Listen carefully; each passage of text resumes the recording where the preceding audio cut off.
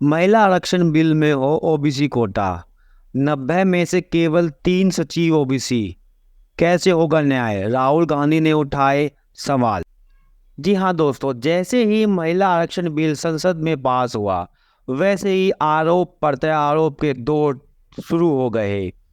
किसी भी पार्टी का हो, कोई भी नेता हो, आरोप लगाए बिना नहीं रुका। चाहे वो कांग्रेस का हो, चाहे वो आम आदमी पार्टी का हो, कोई भी हो, उस पर आरोप लगाना शुरू कर दिया गया। सबसे ताज़ा खबर आ रही है, राहुल गांधी जी ने क्या कहा महिला आरक्षण बिल पर। संसद में महिला आरक्षण बिल पर चर्चा जारी है। बुधवार को लोकसभा में इस बिल पर बोलते हुए कांग्रेस नेता राहुल गांधी ने कहा कि ओबीसी आरक्षण के बिना महिला आरक्षण बिल अधूरा है। दोस्तों, इन्होंने नया मुद्दा उठा लिया है कि महिला आरक्षण बिल को ओबीसी से जोड़ दिया जाए। भैया, आप उसको पास होने दो। पास होने के बाद जो भी कमियां हैं उसमें दूर कर ली जाएगी। उन्होंने अपने भाषण की शुरुआत करते हुए कहा कि कल मैं चर्चा सुन रहा था। मैं महिला आरक्षण बिल के समर्थन में हूँ। बस इस बात को मानते हैं कि महिला को हर जगह मिलनी चाहिए, लेकिन यह बिल पूरा नहीं है। ओबीसी आरक्षण होना चाहिए। मतलब कि राहुल गांधी जी का कहना है कि ओबीसी आरक्षण भी इसके अंदर होना चाहिए। राहुल गांधी ने केंद्र सरकार पर निशाना साधते हुए कहा कि अजीब है कि आप नए बिल तो लाए, आप आज अभी 1/3 आरक्षण दे सकते हैं, अभी आपको कहीं ना कहीं टालना चाहते हैं। मेरे दोस्त आपका ध्यान भटकाना चाहते हैं, चाहे वो मुद्दा हो अडानी से जुड़ा हुआ। आपने ये नया संसद भवन बनाया, आपको यह सोचना चाहिए कि ओबीसी आरक्षण भी उसमें होना चाहिए। आप जाति जनगणना से भी ध्यान भटकाना चाहते हैं। ये सब मुद्दे उन्होंने संसद में कहा। आप देखिए उन्होंने जो कहा, उसके बाद राष्ट्रीय अध्यक्ष बीजेपी के श्री जेपी नड्डा जी ने उनको क्या जवाब दिया, उसको भी आप सुनिए, और राहुल गांधी जी ने क्या कहा उसको भी सुनिए। और चैनल को सब्सक्राइब कर लें और वीडियो को ज़्यादा ज़्यादा शेयर कर लें।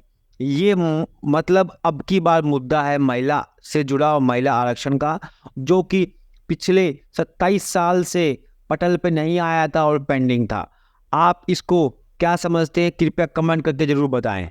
So, one of the things that the government likes to distract from, of course, is Mr. Adani.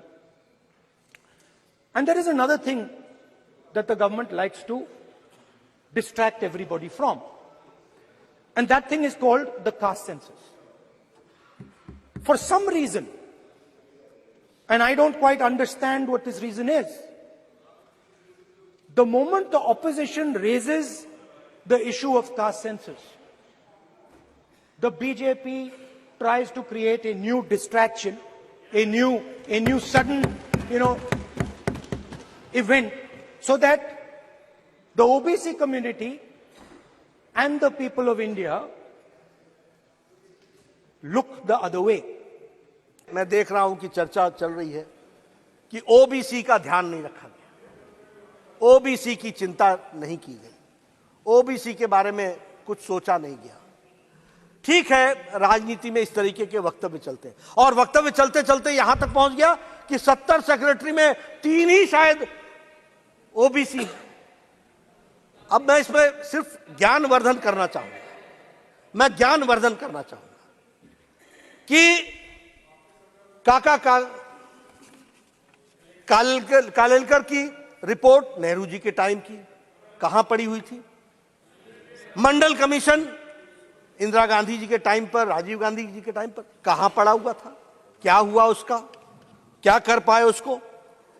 1992 में सुप्रीम कोर्ट ने कहा कि आप सर्विसेज में ओबीसी को रिजर्वेशन दीजिए, और 1995-96 में एससी, एसटी और ओबीसी कैटेगरी सर्विसेज में जुड़ी और ऑल इंडिया सर्विसेज में जुड़ी। अब आप बताइए कि आज सेक्रेटरी के एम्पैनलमेंट का जो कट ऑफ ईयर है वो है 1992। जो सेक्रेटरीज हैं वो 1992 बैच के नीचे के लोग हैं, पहले के लोग हैं। अब मैं आपसे पूछता हूं कि 2004 से 2014 तक कितने सेक्रेटरी ओबीसी थे और कहां थे वो ओबीसी के सेक्रेटरी, किस क्राइटेरिया में थे, जरा हमको इसका ज्ञानवर्धन कीजिए। देखिए, मैं बार बार बोलता हूं, लीडर को लीडर बनना पड़ेगा, ट्यूटर से नहीं चलता काम। ये ट्यूटर्ड स्टेटमेंट से नहीं चलता है काम, और वह भी ट्यूटर अगर कोई लीडर हो तो भी समझ में आता है। ये एनजीओ को लेकर के आ जाते हो, जिन एनजीओ को जिनको आता न पता न सता, कोई चीज जानकारी नहीं, वो आपको समझाते हैं और आप बोल करके सोचो I was shocked and shattered and shocked. अरे भाई, शौक तो लगना ही था, जब पढ़ना ही नहीं पूरा तो शौक ही लगेगा, और क्या होगा।